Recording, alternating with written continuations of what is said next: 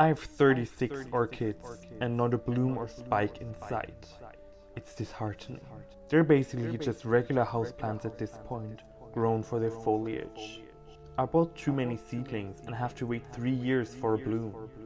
Working through setbacks is also tough when you do the wrong thing and the plant suffers. It's so fucking frustrating. Fear not, Paige. The CareCollabers have heard you. But first, before we start today's program, let's take a moment of silence for the orchid seedlings that have lost the fight.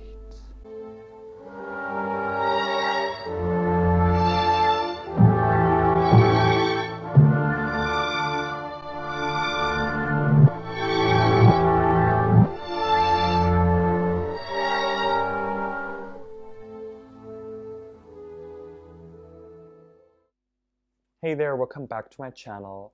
Today I have yet another CareCollab for you. This CareCollab was started by Nina, and she summoned the CareCollabers to help Paige, who had several questions concerning how to look after seedlings, orchid seedlings. This CareCollab, as I said, was started by Nina from Ninja Orchids. The collaborating channels here are Attainable Green, Danny's Orchid Journey, Fernanda Nascimento Orchids and Succulents, Orchids and Finbis. Sorry, I keep looking down. I have the channels listed in alphabetical order because we do things orderly here. Plants and Other Things, Stephen Van Campen Lewis, Toki Worlds, Tropical Plants Finland, and What's Up Orchids. And we all are coming together to tell us how we take care of seedlings and young plants in our conditions. And hopefully one of these conditions matches your growing setup. I have to say, I think it's a very smart idea to start your collection with seedlings because for me personally, growing orchids, it's about the journey, right? Don't get me wrong, we love flowers. But ultimately, I think growing orchids is also about investing time and energy into another living being, right? This might sound a little too emotional here, but I think it's really nice to figure out what orchids like, make adjustments to the setup and everything so that it can really thrive and you see the success of your work. Right? Orchids have taught me a lot of patience because it takes them a while to grow. Orchids have taught me to pay attention to detail because some of them are very particular about their needs. And orchids have taught me to really appreciate the small things because sometimes blooms are just not going to be an option until several years later. And then every little root, every new growth is a little success that can really encourage you to go on. At the same time, I can completely understand how frustrating it is because you have this little plant, it takes years for it to grow. Everywhere on the internet, when you Google an orchid's name, the only thing you see, flower, flower, flower, flower, flower. Probably you bought the orchid for its flowers. Color, fragrance, shape, whatever it is. It's usually the flowers that draws you in. Now you have this little thing sitting around not doing anything for months on end, and you're like, what is this? Here, my very first tip before even going into how to take care of the seedlings themselves is invest in seedlings, but also buy some plants that are already blooming size. Because these plants will really carry you through the years that you need to wait for the seedlings to grow up. And so if you have, I don't know, Phalaenopsis, we don't do Phalaenopsis here. Phalaenopsis free zone. No. But if you have like a Phalaenopsis or a Tolumnia, Miltoniopsis, whatever you have, that blooms periodically throughout the year, this will really help you distract yourself from the seedlings and take a lot of pressure from these little ones to perform because they just can't yet. On the other hand, I think it's a very smart point to start your collection with seedlings because, as I said, you get to know the plants. You will learn exactly what they need and you can really appreciate every single bit of the development process. Also, seedlings are much more financially available. If you want to buy, for example, a Cattleya species blooming size, you might have to spend several €100 on this. You know, some of them are in the 50s, but some really go up in price depending on what you get. Seedlings, however, are much cheaper. You can get, if you get a flask, they can be, I don't know, like €20. If you get a really fancy one, maybe €100, but then you have a dozen plants, right?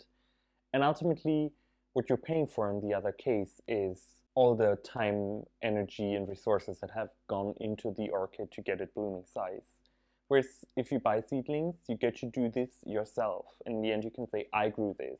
This is my achievement, right? So I think it's very rewarding to have seedlings or young plants, to grow them and then let them bloom. Also, if you buy seedlings, usually you don't just get one. Usually it's kind of a community pot. Like I mentioned, if you have a flask, it's dozens of plants. Even if these young plants have already been potted up, usually there are 2 or 3 plants inside. So you kind of already have a backup in case you kill one. And you can experiment then, right? So you can see, okay, does this plant like sphagnum moss? Does it like semi-hydro indica or whatever? How much light? Where should I put it? So you have several specimens and then you can see which one does best under which condition. And last but not least, seedling variation. So when you buy seedlings, you're always taking a risk in a way, because you never really know what you're getting. Seedlings are usually obtained through crosses, which means there was an exchange of genetic material in the past. This means that you have a genetically diverse individuum to building your collection through seedlings and young plants. As I said, financial reasons, kind of emotional and learning or experience reasons, but then also diversity. And I think having a diverse collection is a really good thing. But, you know, with all of that out of the way, I also want to show you my setup and the seedlings that I have. As always, in the beginning of the CareCollab video, I would like to introduce you to my grow space. This is where I grow, so this is just a sideboard and some grow lights that I use. I have a very small apartment in Germany, so that means we have definitely 4 very distinct seasons. Since I don't have a south-facing window, I use these grow lights to supplement my orchids with artificial light. Every month I will change the daylight length to kind of mimic the seasonal changes and give the orchids the cues they need to grow and go through all of the developmental phases. But at the same time, this light is much stronger than what the orchids would ever be exposed to normally in my flat. And yes, so if we go a little closer, this is where all of the seedlings, young plants and minis live. I mean, if you look here, most of these plants are still very young, they're all still very small. I guess it really depends. If you're talking seedlings, I would definitely point more towards this direction. But if you look at all of these Cattleyas, they're all young plants, they're not mature blooming size yet.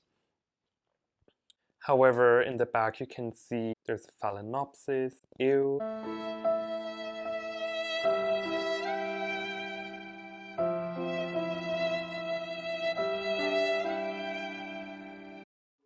Then we also have quite a few Tolumnias here, and those are kind of blooming size right now, and these are, together with the Miltoniopsis over there, these are the plants that I have to distract me until the Cattleyas reach maturity and bloom.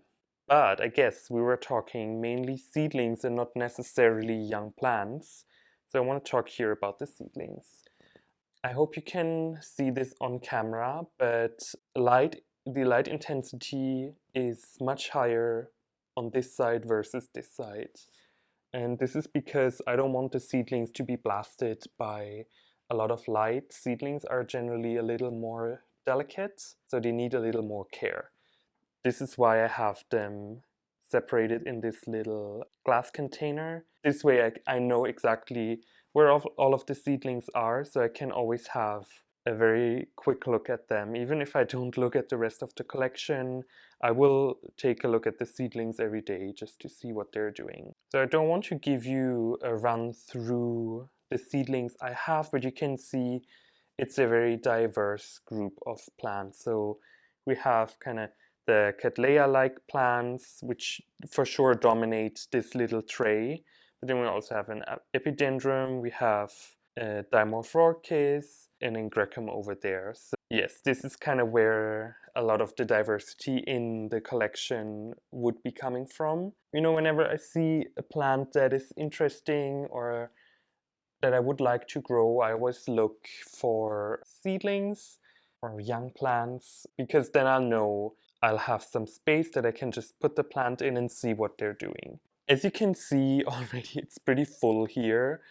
I don't expect these plants to all survive. In fact, I have so many of them because I kind of expect most of them to die at some point. I know this might sound a little dark, but especially if you're talking about sympodial plants, these seedlings don't have a lot of suitables, they don't have a lot of storage space. If anything happens to them, they are very prone to just dying off, which is why I have a closer look at them at all time. So as I've already said, while the seedlings get a little less light than the rest of the plants, I do make sure they get a little more irrigation and humidity. What I mean by that is I just water them more frequently and also make sure that the relative humidity is a little higher here. This is for sure enabled partially also by this little tray, because it kind of traps air around the plants and keeps the humidity a little higher. Also have these little leca beads in here that I moisten every day to give the plants a little more humidity around them. Yeah, other than that, the care for the seedlings is pretty much what the adult plants would get. Whenever I get a new plant, I just look up, okay, what do they need? How much light, how much water, and so on, and I just adjust accordingly. So since most of these plants are Cattleyas or Cattleya types, it's pretty easy. They all have the same media. I water them once or twice a week. I spray them down with water every day, sometimes twice a day if it's a warm or dry day. Yeah, just make sure I keep an eye on them and I react quickly to any signs of stress. And I think one of the best examples for reacting to stress is this little one. This is one of my Cattleya rex seedlings. This plant has been struggling a lot under my care, so I have already made a video about the Cattleya rex care.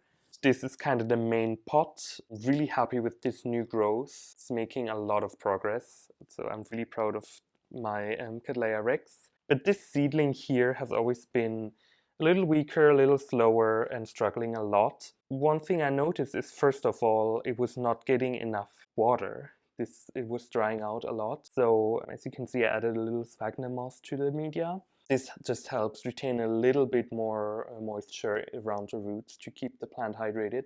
And at the same time, as you can see, it's kind of shaded behind this epidendrum and the encyclia there, because this plant has been getting a lot of light. And as you can see, has these purple spots on the leaves, and also the leaves are they're not growing, like extending fully and kind of straightening out. They're a little wavy and shriveled, so all of this tells me the plant is a little stressed. So I'm just giving it more water, removing a little bit of the light, and I just hope we'll push through the hard times. Then another example for struggling plants is this little community pot. This is Cattleya warneri rubra. It's from an import from Brazil. So I bought this from Luca Orchideen. They imported these plants from Brazil. So this is one of those examples I talked about earlier again. So if you buy young plants, oftentimes you'll get a community pot. And in this case, I got 3 plants. And since they were imported, that means they had no roots. I really had to baby these plants, but now if you can see there and there, we have little roots growing now, and this is really good because you can see it's a little shriveled. The leaves are very leathery, they're not really plump. this pot was misted twice daily to keep them well hydrated. Initially, I also put a little glass dome over this just to keep the moisture in a little longer. And when you do this, you definitely have to check all the time if the plants get enough air, if there's any mold or anything forming or rot, because this kills the plant. As soon as I saw the little roots nubbins coming out, I just removed the glass dome, and now they're kind of more or less on their own again. But yeah, so these are kind of my tips I have. Just observe the plants, what are they doing, and then just react accordingly to make them thrive in your environment. And no one knows your environment better than you do. It's really hard to give concise tips. Water this often, do this, do this, do this. You know, everyone's growth space is different and everyone's time is different, right?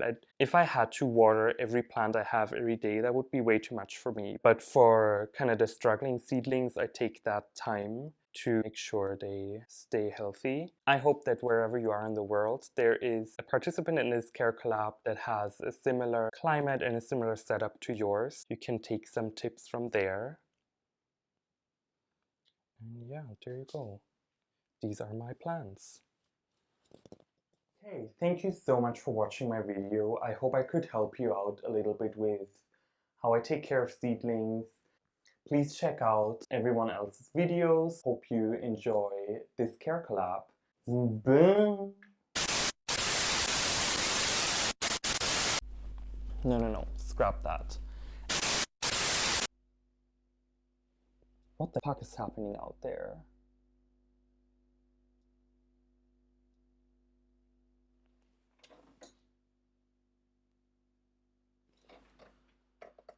Oh my god, it's another demonstration against the corona measures. Like, please, everyone, wake up. We can only end this pandemic if we all work together. Anyways, this is completely besides the point. We're here to talk about orchids. I have to take a sip of tea now. This is so much stress. Oh.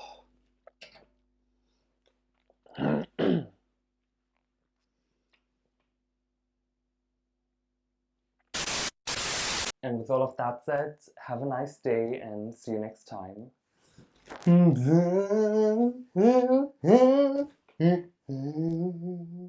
That's Portuguese and means bye.